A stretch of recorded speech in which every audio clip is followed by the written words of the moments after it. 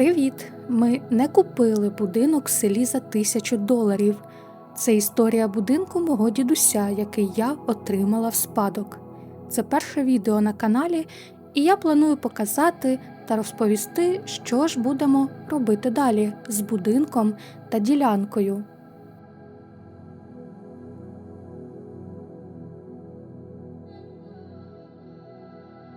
Наш будинок знаходиться в селі в Черкаській області. Це дідусева мала батьківщина. Тут всюди ліс, гори, мальовнича природа Черкащини. Любов з першого погляду.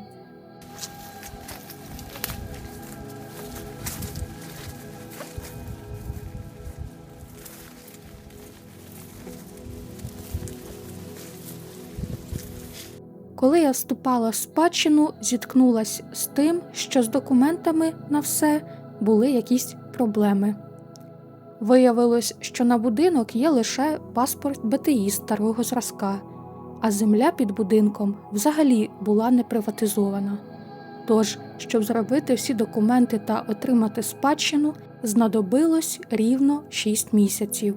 За цей час я декілька разів їздила в ЦНАП громади, виїжджала з землевпорядниками на ділянку, щоб її виміряли в натурі, чекала документи на приватизацію землі під будинком та очікувала рішення депутатів громади. 3 роки тому послуги землевпорядника коштували 5000 гривень, нотаріус – це ще по 5000 за кожен успадкований об'єкт. Будинок плюс земельна ділянка коштували 10 тисяч і довідки з БТІ ще до 2000 гривень. На даний час послуги землевпорядника в нашій області коштують в середньому 8000 гривень. Що ж я отримала в спадок? Будинок у селі, який стоїть на 25 сотках землі, що є максимум, дозволений зараз до приватизації. Тут ділянки межують з лісом, тож бонусом ми отримали гарні краєвиди та сусідів навпроти.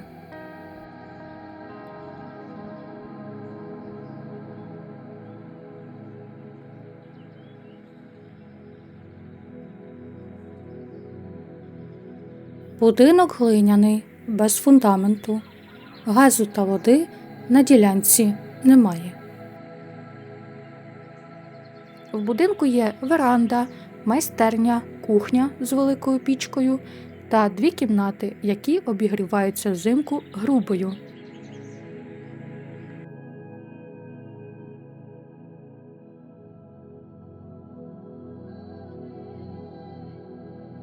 Літнього душу та вуличного туалету на ділянці не було. Ми перший час обходились, але зрозуміли, що літній душ та туалет – це базовий мінімум. Раніше навколо будинку було 3 невеликі городи та сад.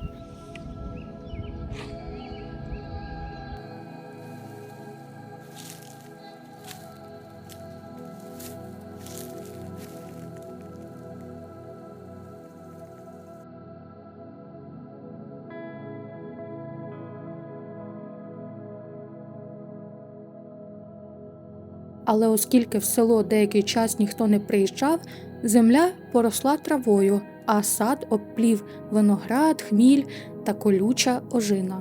Дочекавшись осені, ми активно взялись вирізати чагарники в саду. В хід ішли секатор, кущоріз, бензокоса з диском. Найгірше – це ожина. Ожина тут дуже смачна, але вона активно пускає коріння, дуже колюча, росте на дерева і є справжнім агресором. Ми вирішили спробувати її викорінювати поступово. І якщо ви мали досвід того, як активно прибрати з ділянки ожину, поділіться, будь ласка.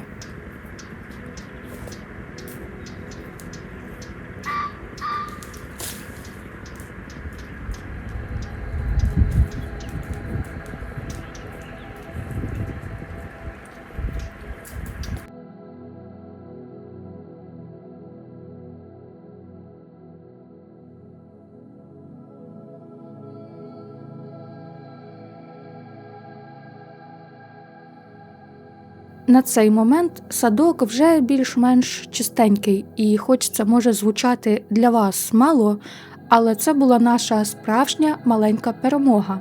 Нарешті можна було зробити зону, де ми б снідали на свіжому повітрі з видом на ліс. Також чоловік встановив тимчасовий літній душ з матеріалів, знайдених на ділянці, і залив фундамент під майбутній вуличний туалет. Також я попросила його допомогти мені посадити сосни. А ще ми привезли з Карпат декілька маленьких саджанців смерек. Ґрунт тут глиняний, сосни прижились, смереки не всі, але декілька з них випустили молоді пагони, тож є надія, що їм тут не так погано.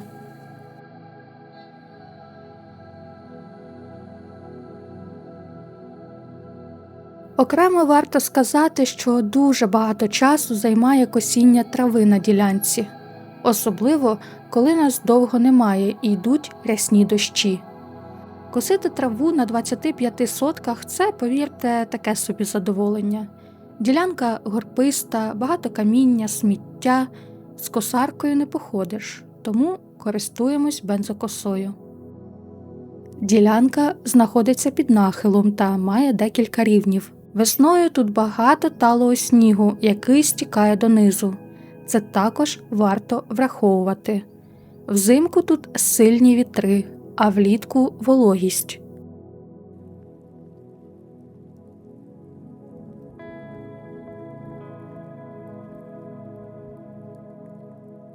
У найближчих планах зробити вуличний туалет, замінити електрику в будинку.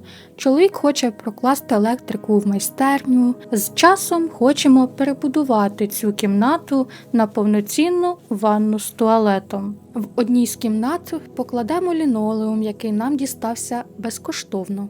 Але поки ми ще думаємо, як краще це зробити, бо підлога земляна, будинок без фундаменту. І в осінньо-зимовий період долівки вологі. Лінолеум може швидко зіпсуватись.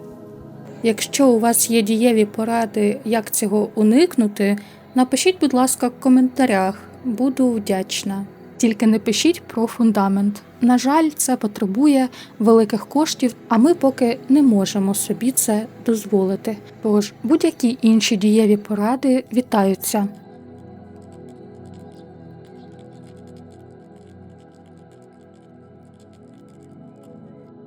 Повернемось до планів. В будинку є пічка, яку потрібно перевірити, чи вона добре працює. Пічку ми швидше за все залишимо.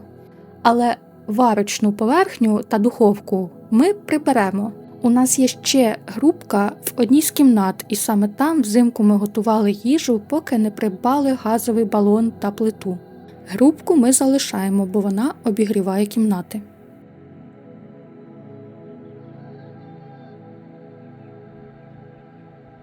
Найочікуваніший серед всіх планів – паркан. Він буде дерев'яним в стилі ранчо.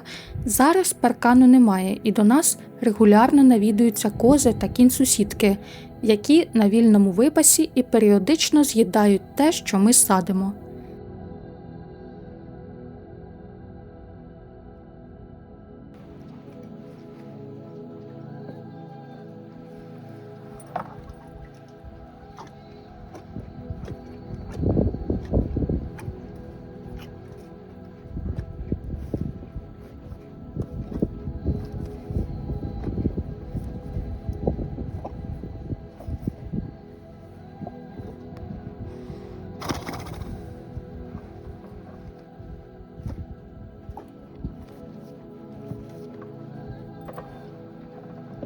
Наприклад, цього року ми посадили перед будинком 6 сосен, і всі 6 сосен з'їли кози. Ми не образились, але зробили висновки. З сусідами у нас хороші відносини, тому ми не сваримось.